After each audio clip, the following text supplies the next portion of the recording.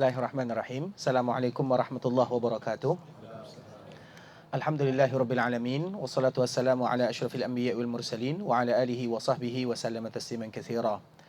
Alhamdulillah, kita bersyukur kepada Allah Subhanahu wa taala kita bisa berkumpul di sini, dan ini merupakan perkumpulan perdana bagi Nusantara, kalau kita sebut dengan Nusantara.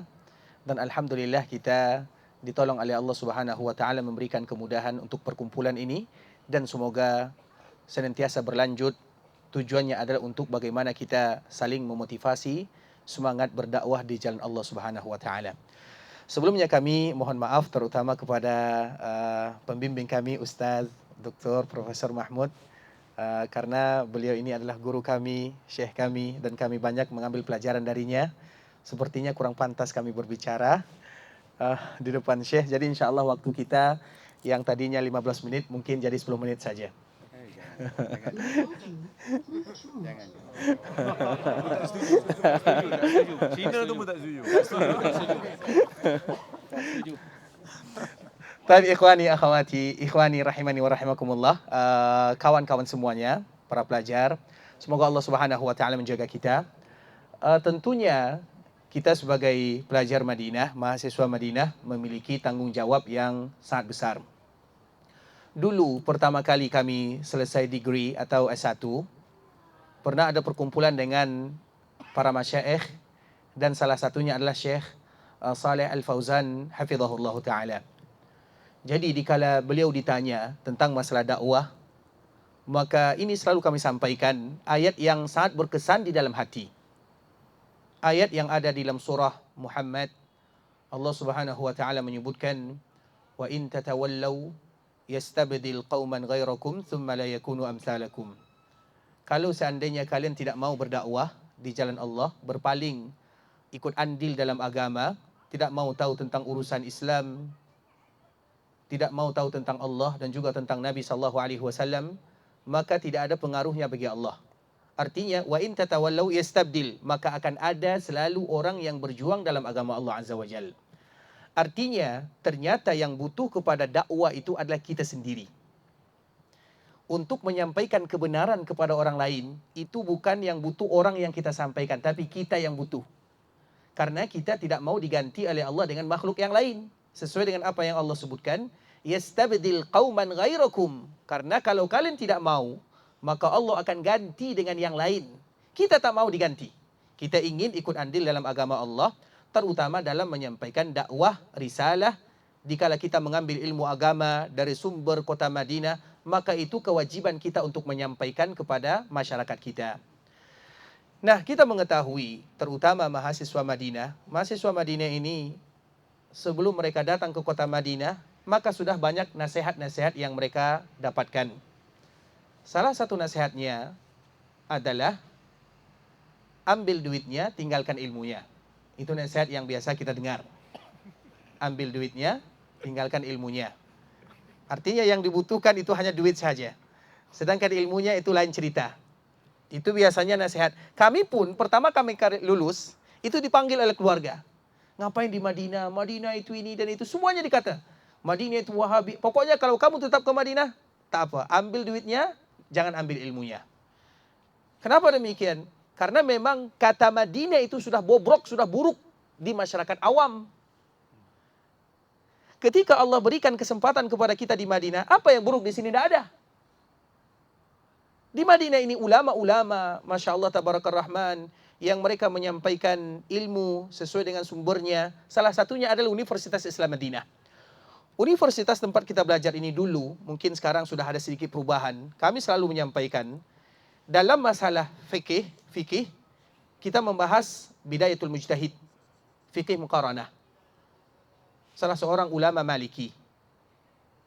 Dalam masalah tafsir, kita membahas semua kita bahas adalah tafsir Ibnu Katsir, salah seorang ulama Syafi'i. Kalau akidah semua kita tahu, akidah Hanafi. Artinya yang diajar semuanya. Bukan hanya diambil satu tajuk, kemudian tinggalkan yang lain, dan mereka ingin mengajarkan kepada kita, ternyata tidak ada kalimat-kalimat yang selama ini buruk itu tidak ada. Nah, kemudian apabila kita tahu, kita sampai ke Madinah, kemudian kita ambil apa yang sebenarnya ada kat Madinah ini, maka itulah yang akan kita bawa pulang. Ketika kita pulang, ikhwani, ketika kita pulang, maka setiap kita harus ada punya semangat dalam dirinya untuk menyampaikan apa yang dia ketahui. Kemudian ingat, menyampaikan tidak langsung serta-merta semua orang akan dengarkan kita. Karena ada di antara kita nanti yang pulang S1, ada yang S2, ada yang PhD, ada yang doktora, itu berbeda levelnya. Dan yang dilihat bukan masalah orang yang mendengarkannya, tapi usaha kita dalam menyampaikannya. Kadang dikala kita pulang, kita buka ceramah di surau, di masjid, yang dengarkan cuman 5 orang, 10, itu biasa. Itu awal-awal dakwah semacam itulah. Makanya kami selalu kata, kami dulu pertama kali berdakwah, itu murid kami cuma 1. Ajar ngaji 1 orang. Padahal kita sekolah di Madinah, kuliah Madinah, murid cuma 1. Tapi bukan murid satunya yang kita masalahkan. Juang dan semangat kita untuk berdakwah. Nah, itu dia. Makanya nanti lepas kita pulang, kalau ada di antara kita yang pulang, sudah takharruj, maka ruh dakwah itu harus ditanamkan. Muridnya 1 orang, ada yang dengar, tak ada dengar, itu urusan lain. Tapi kita tetap jalan, murid kita 1, 2. Dan kami sarankan, ini sekedar saranan saja ya. Kalau seandainya nanti kita berdakwah, tentunya kita sudah mulai dari awal sekarang ini kita ada visi misinya. Terkhusus misalnya bagi kita yang masih, kalau bahasa kitanya masih yang jomblo, masih yang bujangan. Kalau nanti mereka ingin berdakwah, cari dulu mertua yang satu paham dengan dirinya. Contoh misalnya. Karena nanti kalau kita berdakwah, kemudian keluarga kita menyokong, maka kita pun akan semangat. Kalau bisa, yang kaya alhamdulillah. Nah, itu kalau bisa.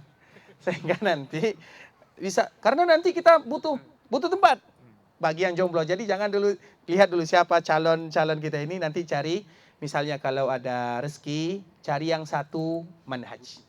Jadi jangan cari yang apa namanya, Ustadz saya sudah jatuh cinta nanti, karena kita pikirkan dakwah nantinya. Kalau dalam keluarga kita sulit berdakwah, nanti sulit ke depannya.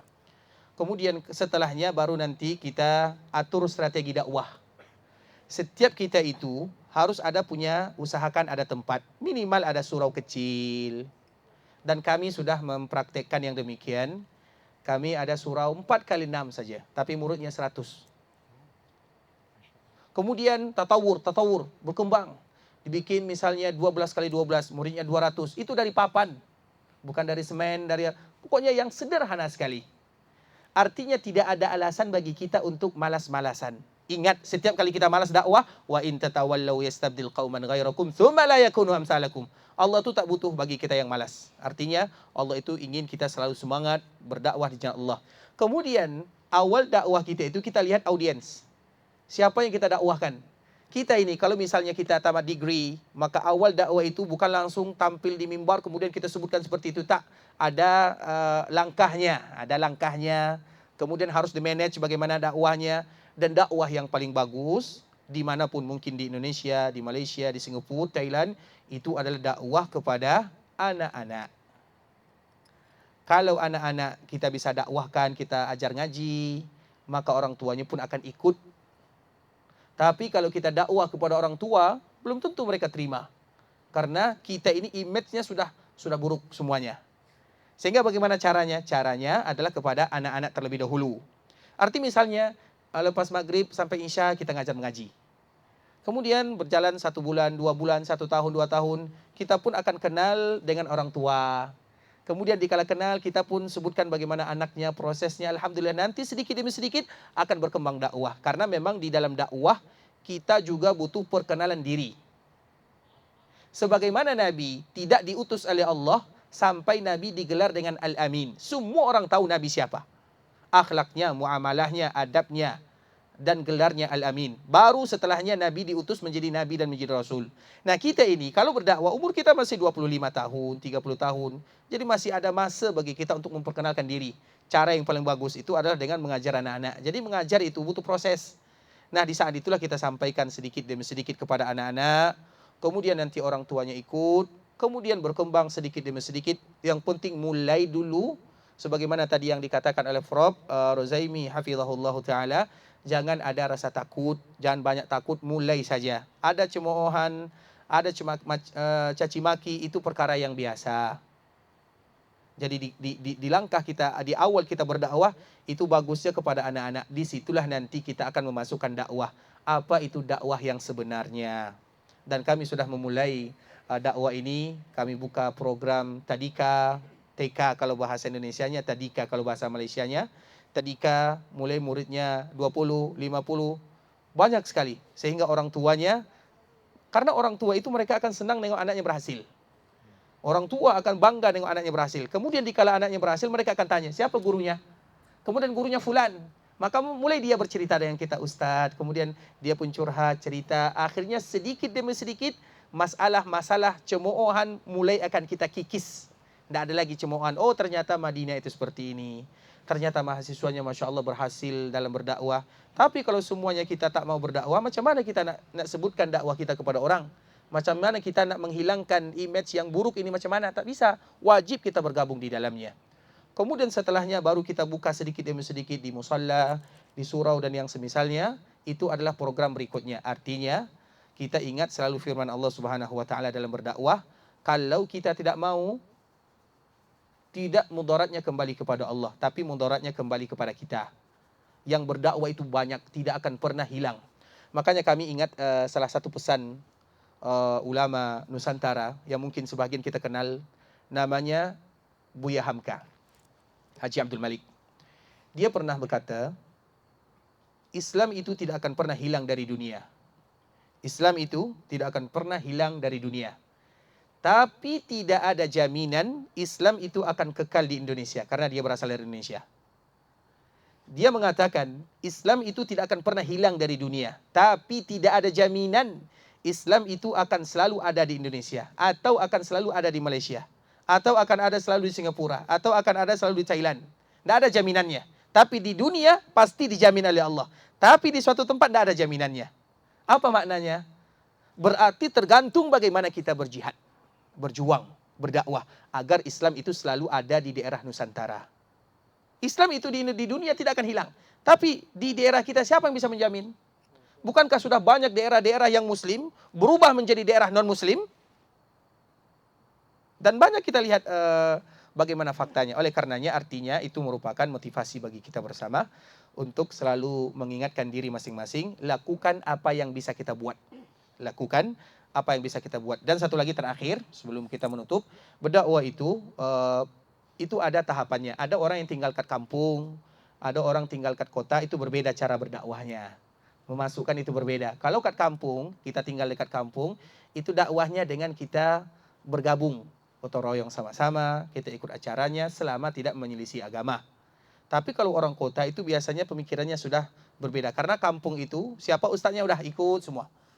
Itu tradisi kampung. Sehingga nanti kalau ada di antara kita yang berasal dari kampung, maka kita harus memperkenalkan diri. Kalau di kota, kota itu orangnya sudah, pikirannya sudah kemana-mana, sudah terbuka. Tapi kalau kampung berbeda, tinggal bagaimana kita memposisikan diri di mana kita berada. Kalau kita berada di kampung, ini. Kalau kita berada di kota, seperti ini. Tinggal kita mempelajari. Dan dakwah itu akan semakin lama kita berdakwah, semakin banyak pelajaran yang akan kita dapatkan. Dan kita tidak akan pernah mendapatkan pelajaran kalau kita tidak berdakwah. Mungkin sampai di sini yang bisa kami sebutkan, karena sudah pas 15 menit. Dan alhamdulillah semoga memberikan manfaat. Dan sekarang kita kembalikan kepada moderator. Barakallahu fikum.